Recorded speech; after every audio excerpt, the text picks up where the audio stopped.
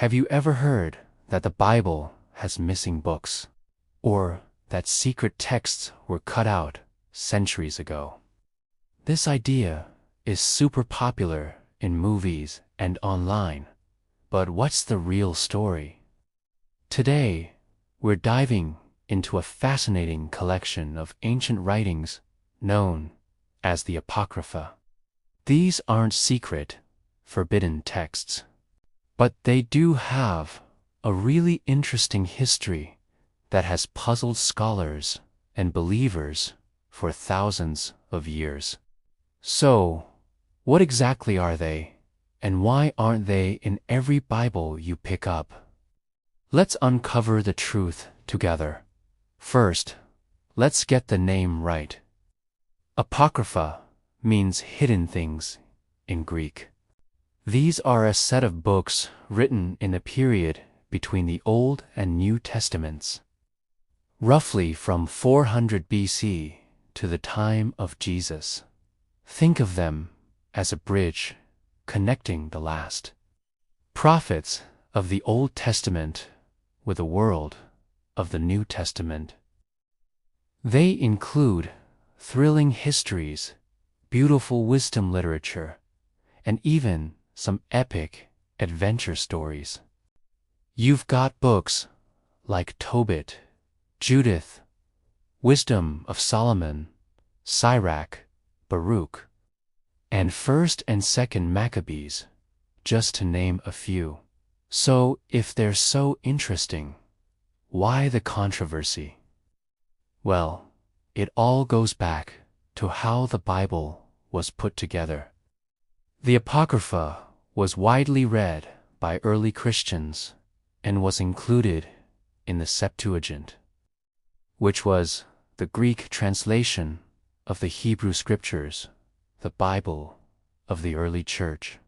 Many New Testament writers seem to be familiar with these books.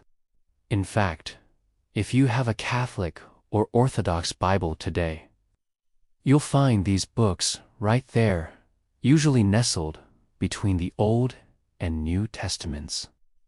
For these traditions, they are considered deuterocanonical, meaning second canon, and are accepted as inspired scripture. The big split happened during the Protestant Reformation in the 16th century. Leaders like Martin Luther questioned the authority of these books. They decided to stick only to the books found in the Hebrew Bible, which did not include the Apocrypha. Luther's reasoning was that since the ancient Jewish scholars hadn't officially accepted them, they shouldn't be part of the Old Testament canon. He still thought they were good and useful to read, so he placed them in a separate section between the Testaments in his German Bible translation. But over time, many Protestant publishers just started leaving them out completely to save on printing costs and to make a clear distinction. So, what are we missing out on? Let's look at a couple of quick examples. The Book of Tobit is a heartwarming story about a righteous man named Tobit who goes blind.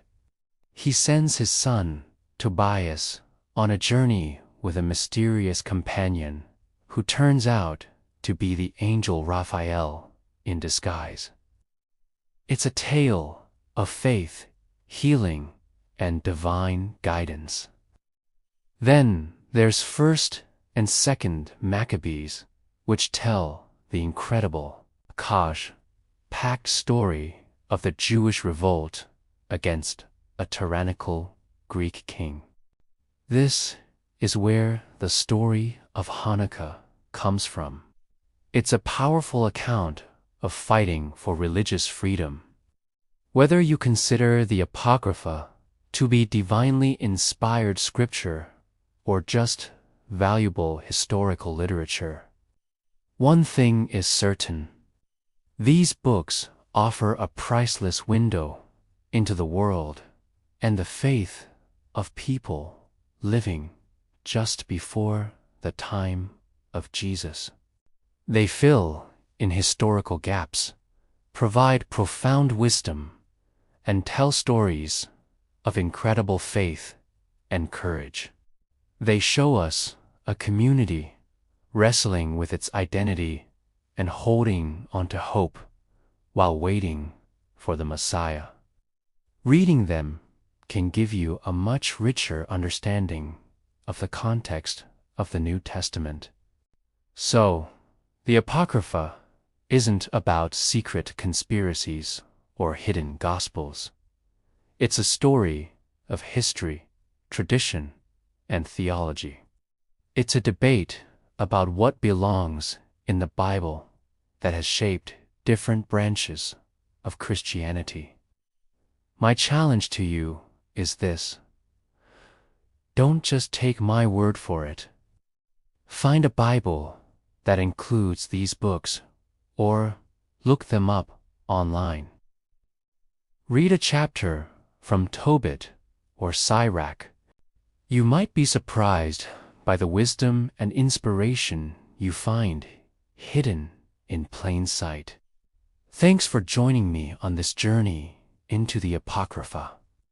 If you found this interesting, make sure to like this video and subscribe for more deep dives into biblical history. Let me know in the comments if you've ever read any of these books and what you thought. See you next time.